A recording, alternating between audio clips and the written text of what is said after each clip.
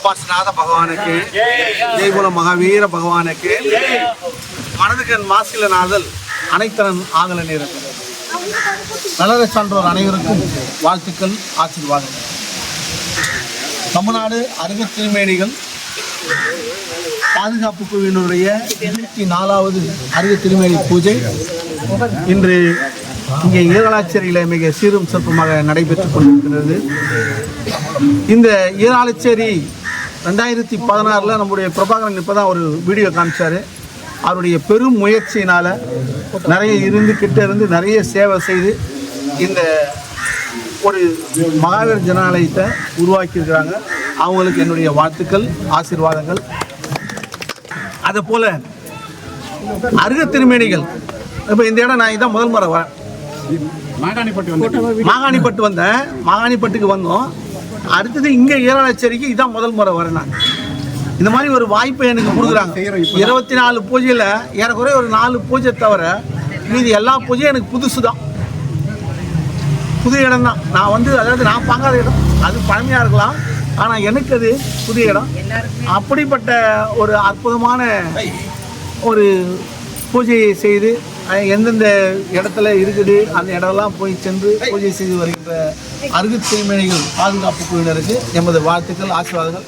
அதுக்கு அடுத்ததாக எந்த ஒரு கூட்டத்திலையும் பங்கு பெறுவார் நம்முடைய சமண பேரவைத் தலைவர்.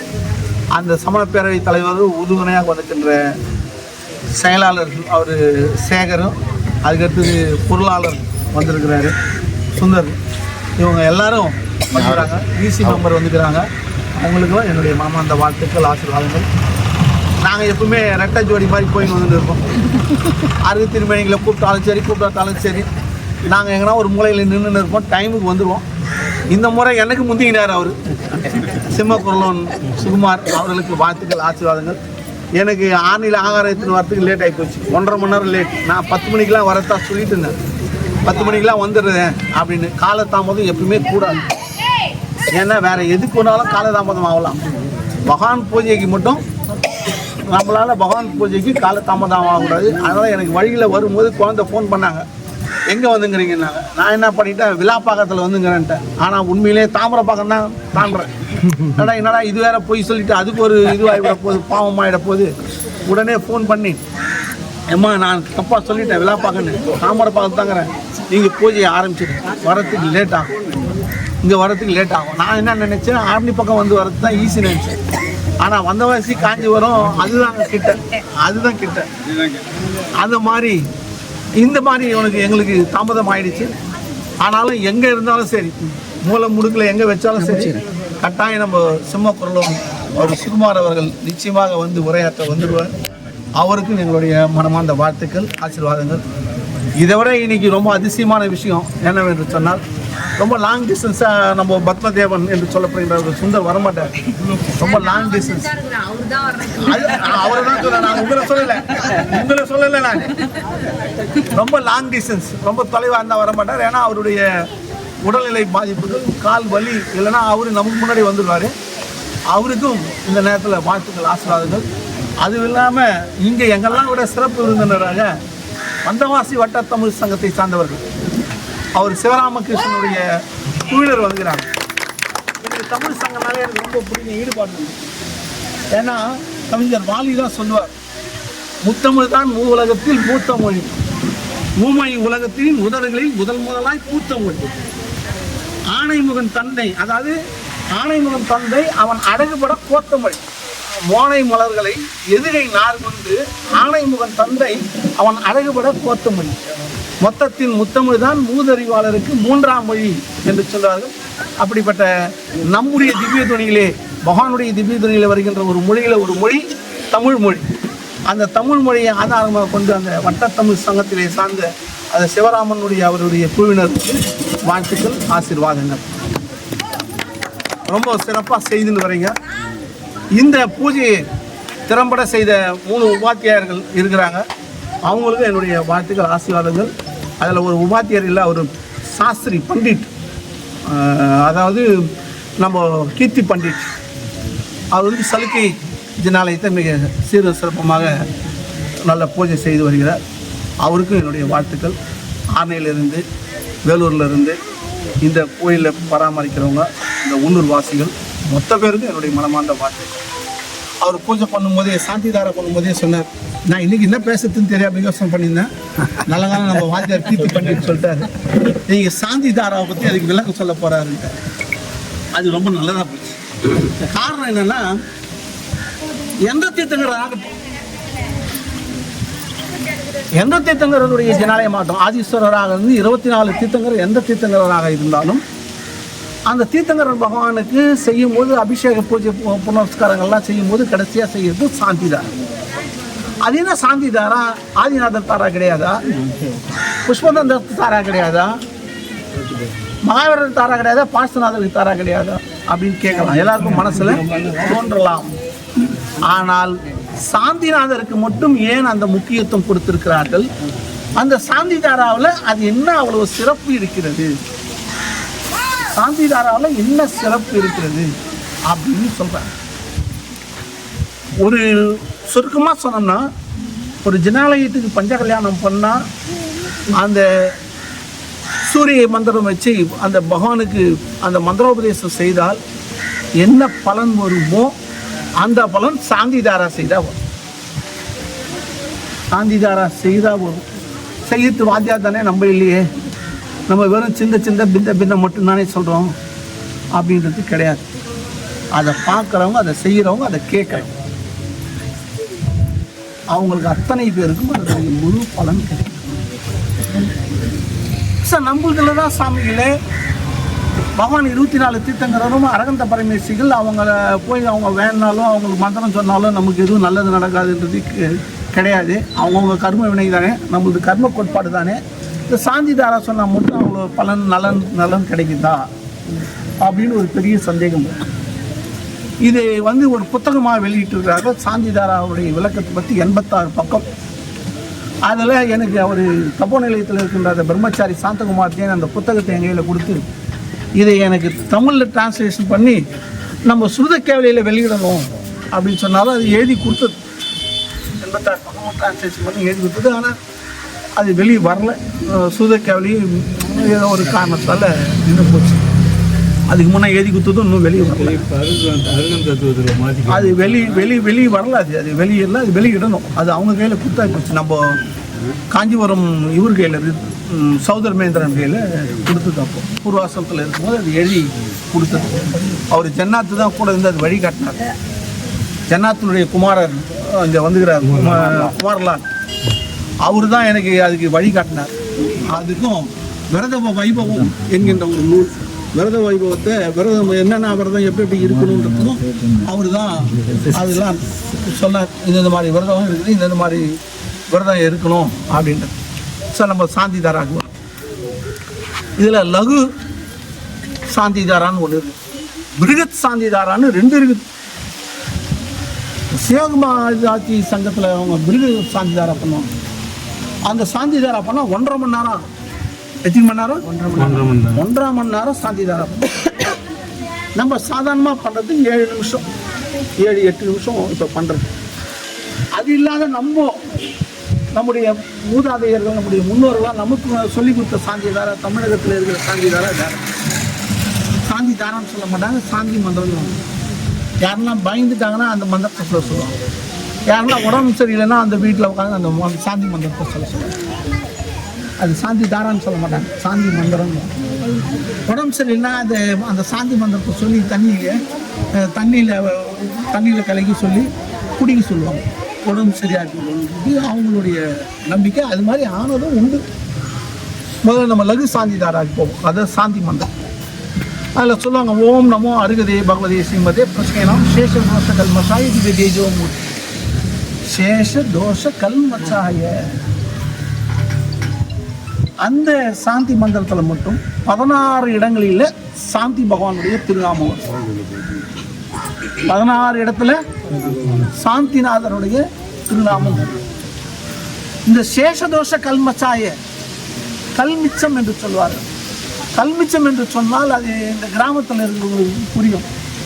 பசு கன்று ஈன்றதுன்னா ஒரு 2-3 நாளைக்கு அதனுடைய அழுக்கு வெளியே வந்துடும். அந்த அழுக்குக்கு பேர் தான் கல்மிச்சம்னு சொல்லுவாங்க. அது வெளியே வந்துட்ட பிறகு அது 3 மணி நேரத்தில் வெளியே வந்துடும். கன்று ஈன்ற பிறகு அது வெளியே வந்துடும். அது எடுத்து போய் மரத்தில் கட்டிடுவாங்க. அதுவும் கட்டுற மரம் வந்து மூட நம்பிக்கைக்கோசரம் இல்லை, ஆலமரம் அரச மரத்தில் கட்டுவாங்க. ஏன் தெரியுமா? பாலுள்ள மரங்களில் கட்டுறது ஒரு பக்கம், ஆலமரம் அரச மரத்தில் முக்கியமாக கட்டுவாங்க. அது கட்டுறதுக்கு காரணம் என்னன்னா கிருமி நாசினி. ஆலமரமும் அரச மரமும் கிருமி நாசினி. அதனுடைய காற்று வெளிப்பட்டதுனாலே அதுதான் ஆலமரம் அரச மரத்தை சுற்றி வந்தால் குழந்தை பிறகுன்னு சொல்லுவாங்க. அதை நம்ம மூட நம்பிக்கையாக மாற்றிட்டோம். அதில் அறிவியல் பூர்வம் இருக்குது. அங்கே கட்டிடுவாங்க. அதுக்கப்புறம் தான் 2 நாள் அந்த அழுக்கெல்லாம் வயிற்றுலேருந்து வர அழுக்கத்துக்கு கல்மிச்சம் என்று சொல்கிறாங்க. நம்ம எத்தனை பிறவியை நாம் செய்த பாவத்தினுடைய அழுக்கு இருக்கிறதோ அந்த அழுக்கு எல்லாம் வெளியேற்ற வல்லவர் யாரு? சாந்திநாதர். சொல்றான் சேஷ தோஷ. சேஷம்னா மிச்சம். உன்னுடைய பிறவிலே மிச்சம் மீறி இருக்கின்ற சேஷ தோஷ கல்மிச்சாய பிராண நாசனாயன்னு ஒரு வார்த்தை வருது. வேரோடு பிராணத்தோடு உயிரோடு எடுத்துருவார். உங்க கையில இருக்கிற அந்த பாவத்தெல்லாம் வேரோடு எடுத்துருவார்.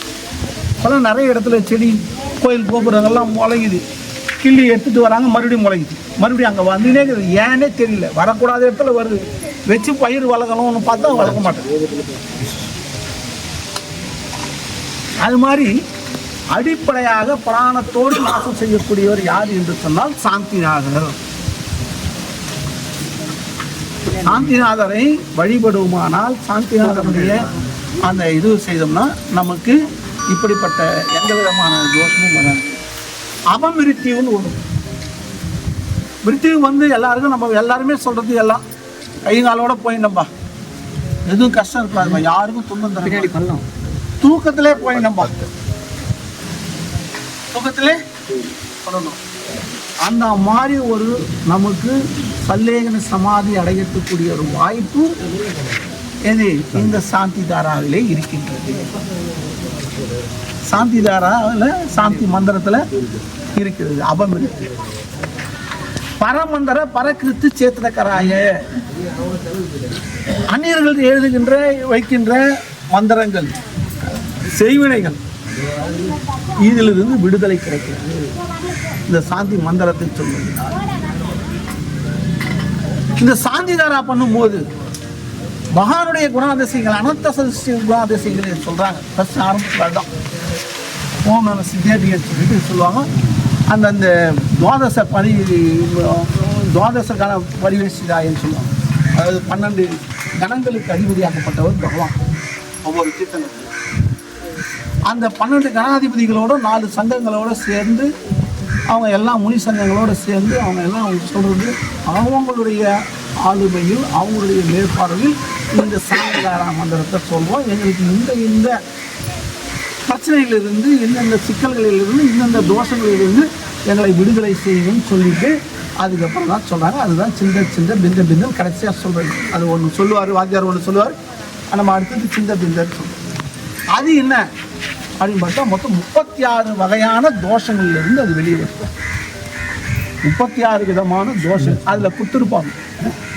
புரியுதா? நரமாரியும் கொடுத்துருப்போம், தேசமாரியும் கொடுத்துருப்போம், விஷமாரியும் கொடுத்துருப்போம், ஃபலமாரியும் கொடுத்துருப்போம், விருட்சமாரியும் கொடுத்துருப்பான், ஃபுல் மாரியும் கொடுத்துருப்பான். அதாவது மரம், செடி, கொடி, கொடியில் இருக்கிற இலை, பூ, பழம், மிருகங்கள், மிருகமாரின்னு சொல்லுவாங்க. எல்லா மிருகத்தையும் சொல்லுவாங்க. 4 கால மிருகம் அத்தனையும் சொல்லுவாங்க.